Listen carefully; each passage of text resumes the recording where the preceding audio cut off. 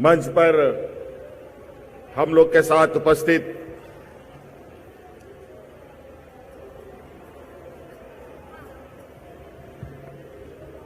आदरणीय सम्मानित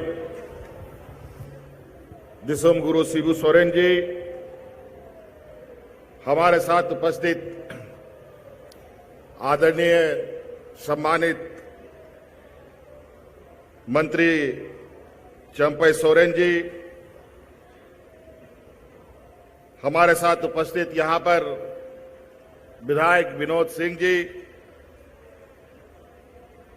विधायक जयमंगल सिंह जी, विधायक राजेश कच्छप जी, यहां उपस्थित राज्य के मुख्य सचिव सुखदेव सिंह जी, राज्य के डीजीपी अजय कुमार सिंह जी और आदिवासी कल्याण सचिव राजीव अरुण नेक्का जी, हमारे प्रधान सचिव बंदना दादेल जी, विनय कुमार चौबे जी और मुख्य डाक महाअधीक्षक श्री राजेश कुमार जी और विशेषकर यहां आए हुए हमारे राज्य के विभिन्न जिलों से और देश के कोने कोने से आए हुए आज के महोत्सव में का हिस्सा बनने आए सभी आदिवासी समुदाय को मैं अपनी ओर से जोहार करता हूं।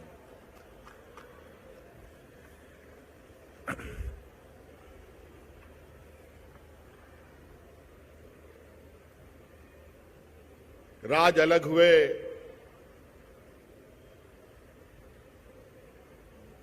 एक लंबे समय के बाद इस राज्य में दूसरी बार आदिवासी महोत्सव का कार्यक्रम आयोजित हुआ है। पिछले बार घनघोर बारिश के बीच में भी इस महोत्सव को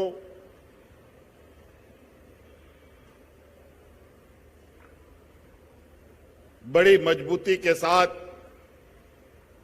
और काफी हर्षोल्लास के साथ, बड़ी धूमधाम के साथ मनाया गया। आज पुनः उस आदिवासी महोत्सव के अपेक्षा आज का जो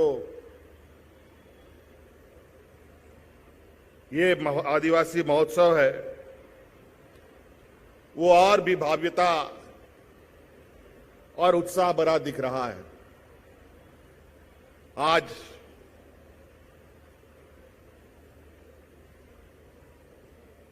इस 2 दिवसीय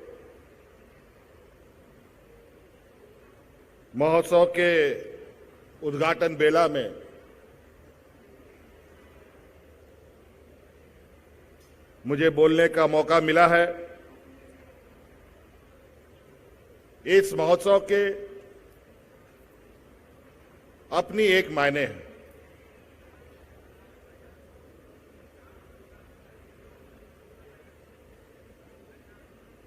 और आज की परिस्थिति में ये दिवस और भी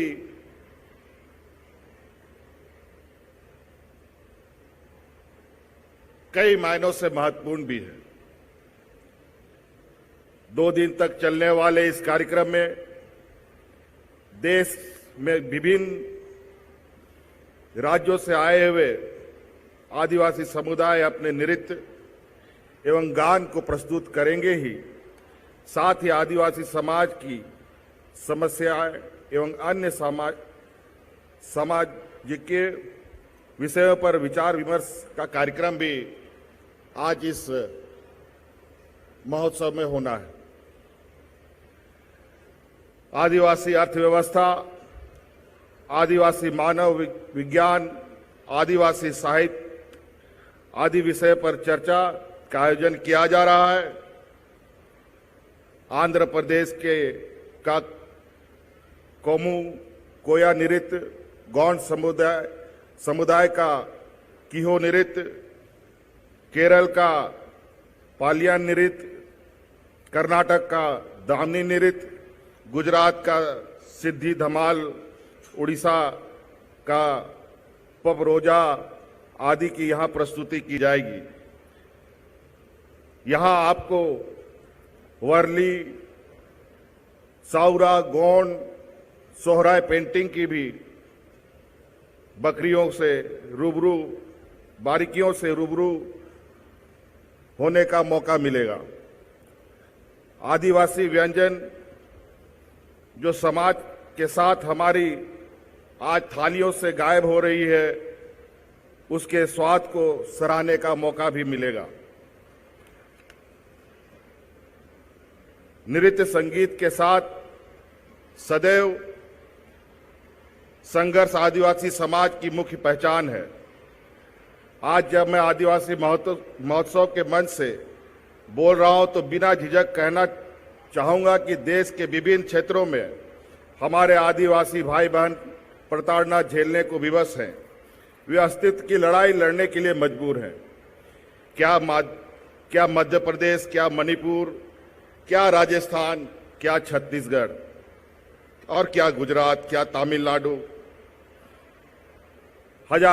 मणिपुर में हजारों घर जलकर तबाह हो गए, सैकड़ों लोगों को मारा गया, महिलाओं के इज्जत के साथ खिलवाड़ किया गया, कहीं आदिवासी भाई के ऊपर पेशाब किया जा रहा है तो कहीं उन्हें बांधकर पीटा जा रहा है।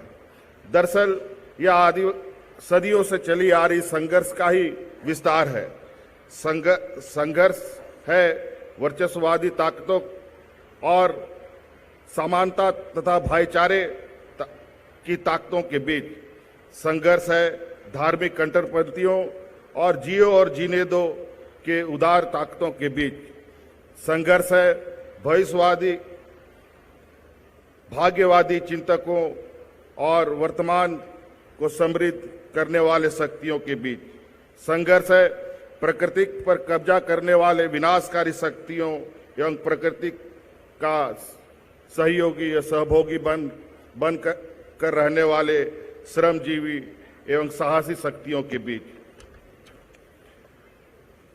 आज आदिवासी दिवस के अवसर पर मैं देश के लगभग 13 करोड़ से ज्यादा आदिवासी भाई बहनों से एक होकर लड़ने और बढ़ने की अपील करता हूं।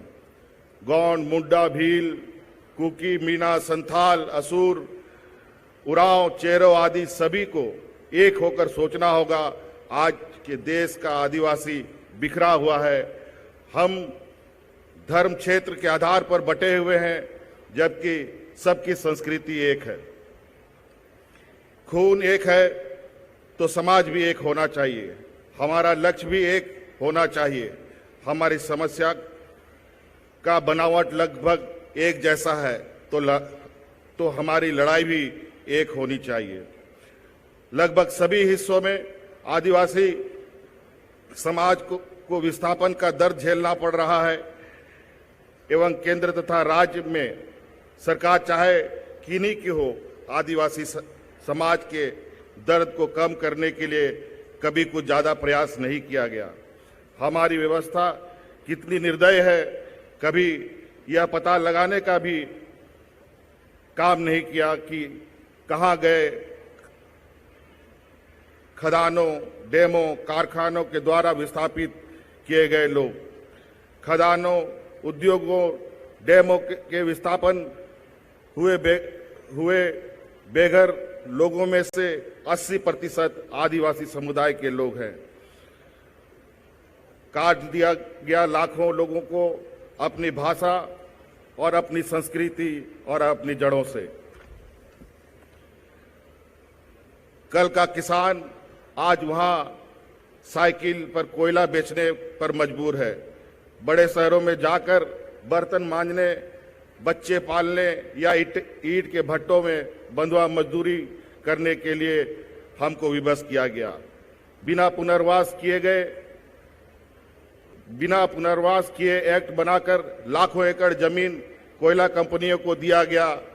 हमारा झरिया शहर बरसों से आग की भट्टी में तप रहा है, लेकिन कोयला कंपनियों एवं भारत सरकार के कान में तेल डालकर सोई हुई है।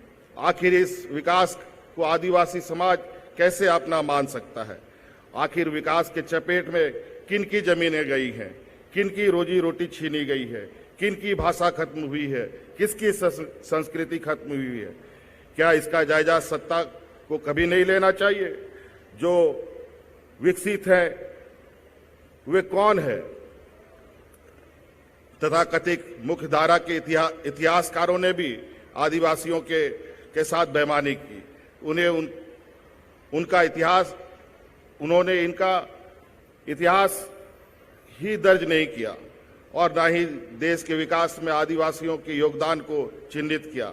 चाहे अंग्रेजों के खिलाफ युद्ध हो या महाजनों के जुर्म के खिलाफ संघर्ष या फांसी पर लटकने की हिम्मत हो या अंतिम आदमी के रूप में लड़ते हुए मर जाने का साहस, इनमें अगुवाई के बावजूद इतिहासकारों ने हमारे पूर्वजों को जगह नहीं दी।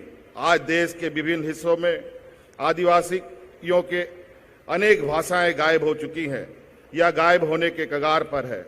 आदिवासी के देवी देवताओं को दूसरे लोग हथिया रहे हैं या उन्हें अपना देवता थमा रहे हैं। आज हमारे जीवन को आस्था का केंद्र से बांधने का प्रयास किया जा रहा है। लोग तो हमारे नाम तक छीनने में लगे हुए हैं। हम आदिवासी मूल निवासी हैं, पर विचित्र बात है, जिस समाज को कोई जाति नहीं उन्हें जनजातीय कह रहा है या कोई वनवासी कहकर एक ढंग से चिढ़ा रहा है। आज जब आदिवासी अपनी पहचान के लिए सशस्त्रों में की गई अवमानना एवं इतिहास में की गई अपेक्षा के विरुद्ध बोलने का प्रयास कर रहा है, तो उसे चुप करने का प्रयास हो रहा है। भले ही आदिवासियों में उनकी